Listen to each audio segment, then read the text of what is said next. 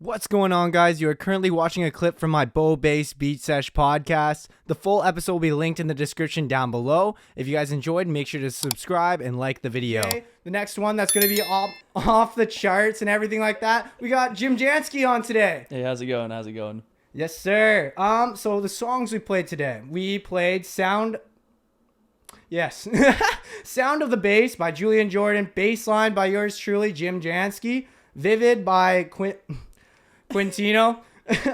Okay, well, you gotta I put this together legit because I thought you were coming at one, and I thought so I wrote these down half on the table, so it doesn't look, it doesn't look very nice. My handwriting's pretty bad. No, I have a doctor's handwriting too. You look and you're like, that's not English. That ain't English. Oh wait, I should probably set the timer for when we gotta stop talking.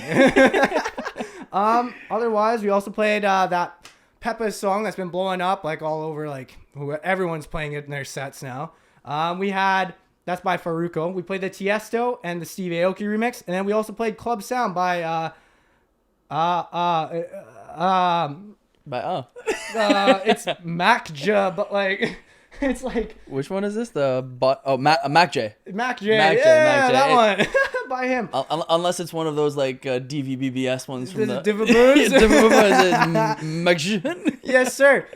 Yes, sir. So, how are you doing today? I'm good. Had a crazy experience this morning. I was telling you earlier about the Uber driver that was supposed to be me but wasn't. Maybe I don't think I was listening so much. So you may as well continue talking about absolutely. that. Yeah. So earlier today I was dropping one of my friends off at their house, and as I did that, some lady got into the backseat of my car thinking that I was an Uber driver, and it was really weird because she did one of those things where she got in and she thought it was the Uber, so she started taking things off, and I was there staring at her what the hell is going on right now? And so and she was like, oh shit. She got out, and I was staring at my friend. We weren't trying to laugh to make her embarrassed as she was walking away, and I was there what the fuck just happened? You know what you should have said? You should have been yo, if you want to go to wherever we're going and pay us 100%, I'm down. I need the cash and everything like that. Be like how much was your Uber and where are you going? Yeah. Imagine the Uber driver gets there and everything like that, and she's already gone. Yeah. He's just sitting there hey, your Uber's here and everything. Well, the one thing that was confusing to me is every time I order Uber, I actually look on Uber to see what the license plate is and what the car is, the make or something. And I saw her get picked up by a huge SUV, and I was driving a Honda Civic. So I was how the hell did you look at Uber and just expect that the Honda was that? I was this doesn't make any sense to me. Yes, sir. You know what? So you said you look at the license plate, right? Yeah, absolutely. So do you go around say there's a parking lot, do you go around the entire parking lot scanning each fucking no, because I'm used to coming out of Rebel nightclub or Coda or something like that, and I need to get home, and I've already ordered an Uber, and 400 people, Mr. Big Shot and everything. Well, no, it's just getting out of the club, and all you see is a sea of Ubers and taxis, and you're there and you're on the phone where the fuck are you? And this guy's there I'm in the black sedan. And so now Uber obviously shows you the license plate, which makes it a lot easier. You look by and you're there oh, there's 4 Honda Civics in a row, and I know not to get in the first 3, right? Yeah. So I saw this girl this morning. I was what the fuck is wrong with you? Hopefully she doesn't watch, or if she does watch this, to not make that mistake. Well, you know what? You should have plugged yo, I'm just on my way to a podcast. You want to come watch? You want to come be on it? Do you want to be live audience for us today? Oh yeah, we can have people laughing and everything like that. We can have a full on laugh track and everything like that. Make it really feel like Friends, and then people are really gonna really hate watching. Do you ever watch those shows and be I can't stand listening to the laugh track? Honestly, so my brother is a comedian. It's Thomas Jones. Gotta plug him. Yeah, you got to plug and everything like that. Did you look at your camera? Gotta plug him. But no, so the amount of times that we'll do videos and he'll be maybe we should insert a laugh track, and I'll be looking at I'm there this is so bad, you can't just insert a laugh track, it has to be real. But shows do that, sitcoms and stuff, they insert laugh tracks, and they're yeah, it kind of gets ridiculous sometimes. Oh, you know what, it's you know what, when I first started watching Friends, Home Improvement, Tim Allen, hey, if you're watching, yo, can you come on you want to come on the podcast? That'd be a fucking stellar show. But no, when you're first watching it, when I was a kid watching them, I never heard the laugh tracks. Like, they're just in the back. Yeah, right? exactly. But now when I'm older and like now it's a whole thing, everyone brings up the laugh tracks. So you hear it and you're just like, bro, like there's a laugh track every 5 seconds actually, and you don't notice it. I don't know if I'm the only nut out there that actually does this, but like even watching like high production valued stuff on like Netflix or like Disney, like instead of almost like watching and enjoying the show, I'll like look at things that like I guess would be there on purpose. And so like a good example of this is someone that I work with, his girlfriend. I just gotta like. There we go. That's something I forgot to do. All right, we got the background going now. But like I notice things like I'll be like, oh, the art on the wall, like that's there on purpose, or like the costume design. Like I'm such a nut that like I pinpoint things and like I'll kind of get lost like looking, or like the script. I'll be like, wow, like instead of kind of interpreting me like that's a beautiful script line, like I'll be like, wow, like someone wrote that. Like that's not real. I'll be like, some dude like that's beautiful.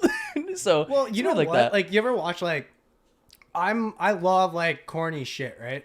But when you watch something that have like this really intimate scene and everything like that, I'm gonna use anime as a fucking like thing right now because I'm watching Sword Art Online right now, and you watch that shit and you're just sitting there like, someone wrote this shit, like read this and like thought back to themselves like, this sounds good. This. Well, I was speaking of anime. I'm not huge in anime. Like I've seen a handful of them, but it's not something that I currently watch. Not to say that I don't like it. I do like it a lot, but. I have friends constantly. I don't know if it's called Demon Slayer or Demon Hunter. You don't really. I've heard of it, but don't really look at me because I'm the same as you. Like I watch it like every blue moon. Like I only have like 2 things. I have friends coming over to my place, literally being like that show was just beautiful, and like I almost want to watch it now just to see what the hell they're talking about. You know what? That was my buddy Kevin. Actually, he goes to the school too. He was talking about Naruto constantly. He's sitting there like he's sitting there with us and everything. Like say we're having some drinks and he tells a joke. He's like, "Oh my gosh, Joe, I wish you watched Naruto because you would understand these inside jokes."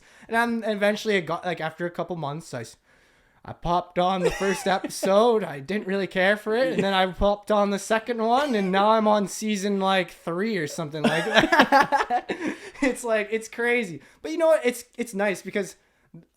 Like shows that like go on for so long are like nice because you can just pop them on in the background and do other shit. Yeah, 100%. I was gonna say I have a friend that loves anime, and there's supposedly this anime out there. I don't know the name of it that has like thousands of episodes. It's like the longest running TV show ever. I forget the name of it, but he was there like I'm almost caught up. I'm like, how the hell did you do that? Like this show's obviously been going on since like the time that you were probably born. If there's thousands of episodes, like even for Friends, like I haven't seen all of Friends. I love Friends, but I just don't have the time to sit through. Like I watched all of The Office, but with Friends, I was there like, that's another like how many seasons of Friends is there? Probably like upwards of 5. In sitcoms, it's so hard to like stay dedicated because the thing is, if you binge watch a sitcom, it gets really repetitive. Yeah, 100%. And like for The Office, and a good example is like I love BoJack Horseman. Yeah. It took me 2 years to watch all of BoJack Horseman on Netflix, and I have friends that have watched it in like 2-3 weeks. But I feel like sometimes I just tune in and it makes more sense, and it's better that way. You know what I mean? Like when I have like back in the day when you'd watch like Dexter on TV and we didn't have Netflix, right? Like one of those things where it's like you'd have to wait till next Sunday to watch the episode. You'd get so hyped to watch, and then you'd watch it, right? Like, it's Sunday. And now it's like people are like, I'm just gonna wait until the whole season's out so I can watch it in one day. And they're like, that's freaking ridiculous. Well, you know what? Sometimes it's hard not to because like at the same time it comes out and you just. Instead of the whole like, oh my gosh, they ended on a cliffhanger. Wait for next Sunday. Now it's like, oh my gosh, you ended on a cliffhanger. 100%. I just got to throw in the next episode. Absolutely. Well, like that was like The Witcher for me. I love The Witcher. Same. Every time Netflix releases, it's 8 hours and it's like my whole day. I'm there like that. I get my snacks, I get my coffees, I get my alcohol, and I'm just the whole day.